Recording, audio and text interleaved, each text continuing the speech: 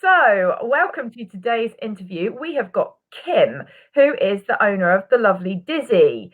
So Kim, will you introduce yourself and tell us about Dizzy? Because basically, I really wanted people to hear from an actual owner about an actual dog who's got actual problems, and see how it's actually gone, and hope that this can resonate with some of the viewers out there. So yeah, go Kim. How is your story? Hi, I'm Kim, and I'm here today to talk to you about our gorgeous 11-and-a-half-year-old Airedale Terrier, Dizzy.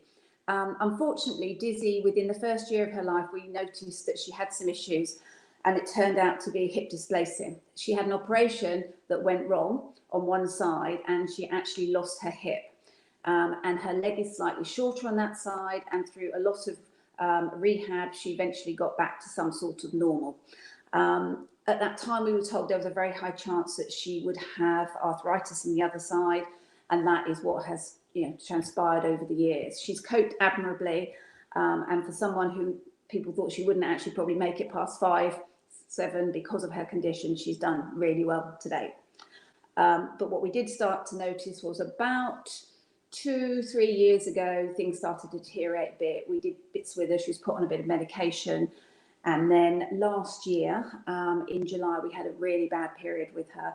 And I landed up having that inevitable conversation you have with a vet saying, what do we do from here? And they basically said to me they were going to put her on medication. And if she didn't, that didn't start to work within 48 hours, then we probably would have to think of the option that none of us want to think about. Dizzy, as you can imagine, from what I've told you about her beginning, is a very stoic young lady, very stubborn. And sure enough, within 48 hours, we did see quite an improvement. At that time, the vet sent us out a nurse, and basically they said, no, she's not ready to go, but she does need some extra help. And that's one of the reasons we went down the physio route. The reason I found Donna was because our other Airedale gives blood at the surgery in Bracknell. And I picked up and read Donna's very comprehensive leaflet and then went online and had a look. And that's how I got introduced to Donna. Awesome. Well, I'm obviously absolutely thrilled that you did. And so just let's talk a bit more about your feelings in all of this. How were you feeling when you were thinking, God, this is it. I don't know what to do. And, how did that make you feel as a mum? It was absolutely hideous. I literally drove home. Even now, I could get really tearful about it. I drove home from the surgery and I rang my husband and I was just in pieces. I mean, the thought of losing her, yes, it's going to happen. It happened to all of us. But, she just wasn't ready. She was so of sound mind, and it was just so sad to see her body giving up, and she wanted to try so hard. And we were all over the place as a family. We were quite divided because I didn't want to see her go through much more. But my husband kept saying she's a fighter, and I knew she was. And one of the reasons we turned to physio was because as a family, we do quite a lot of sport and we've always used it for ourselves. So why wouldn't we give it a try for our dog? And that was the most obvious thing. But I think as a animal community, we don't always see that. So for us, it was like, well, we have nothing now to lose. All we've got is everything to gain.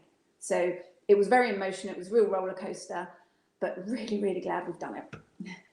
Awesome. I mean, I just wanted to touch base on that because I just know that so many owners are in your position and, at that point where they just don't know what to do, don't know if there's any more answers, equally feeling like, bad because they think they should do something and then not wanting to, and then, just so conflicted. Yeah.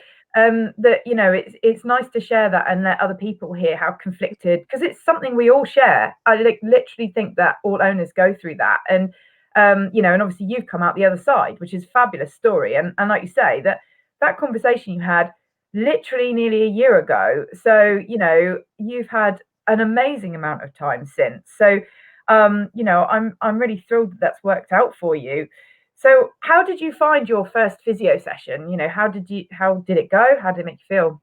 Okay, so I think you expect like Donna physio to come in and that's it, let's do this. But everything was really really considered, and obviously there was a lot of paperwork, which I was obviously told that would happen. So Donna wanted all her background, her medication, what we had done, what we hadn't done with her. And then Donna spent some time with her. So I suppose I wanted it all to start working straight away, but I realised then we were going to be in it a bit more for the long haul.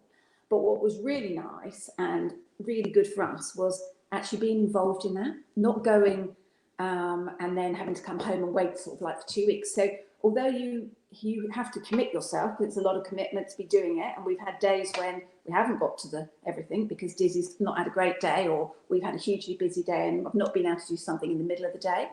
You do what you can, and I think being part of that journey with her is actually really important, because what I've seen with her is that she is back within the fold of the family. She always had a lot of attention and we did what we could with her, but we've got a very overpowering 5-year-old Airedale who's got more life than life itself, and he's everywhere.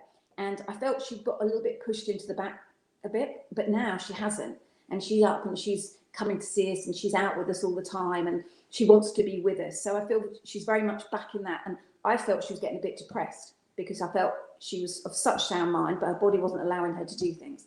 So yeah, so that for me was great, that we could actually all get involved in helping her. Awesome. So, just to touch back on your emotional roller coaster, because I always feel so much passion for my owners because it is an emotional roller coaster. You obviously went from being really, really low, really worried, really upset to how do you feel now? I feel absolutely fantastic. I just feel great that as you say, Donna, we're coming up to a year. At that point when you first came to us, even if we'd have got another 6 months, we'd have thought, yeah. But the trouble is now a year's never going to be enough, and we've got to keep going. But yeah, and it has been a roller coaster. And I've had times since I've been with you when she's not had a great week, and I think, oh my gosh, we're going on a downhill, or we seem to do well in one area, and then the other side doesn't seem quite so good. So you've got to just keep focusing on it, and you've got to believe in it. And I think that's the most important thing. Awesome.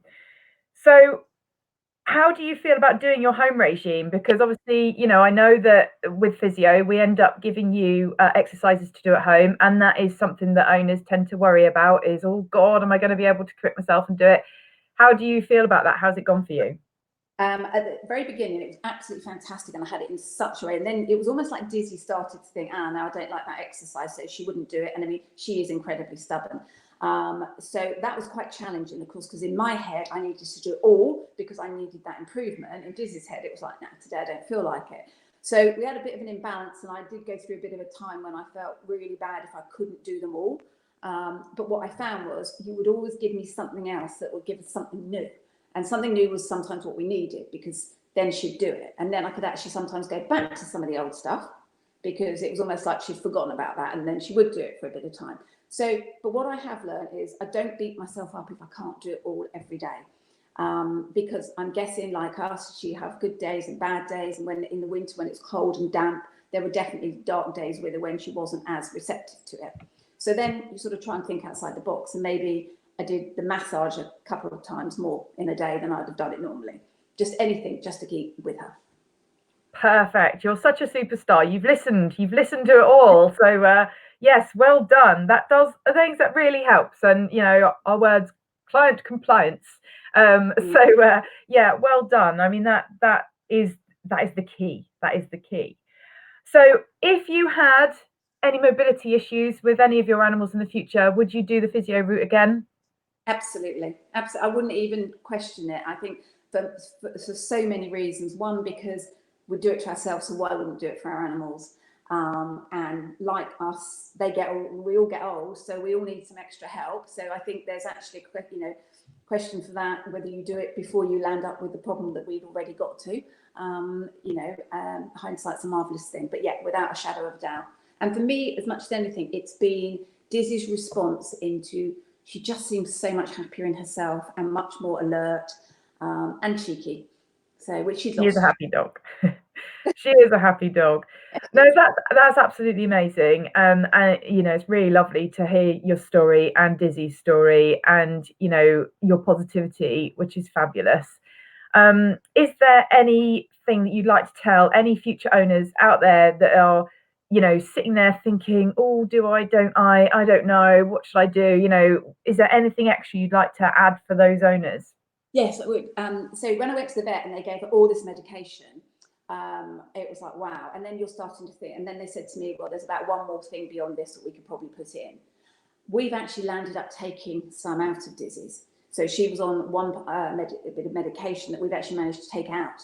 So once again, we're now back to the point where we've got 2 other things. So you've got nothing to lose at this time. And we were very adamant we didn't want her just dosed up to the 9. So we've got, you have nothing to lose. And if you decide to do it, all I'd say is commit to it, give it time, accept that there are some weeks it may not be as good as others.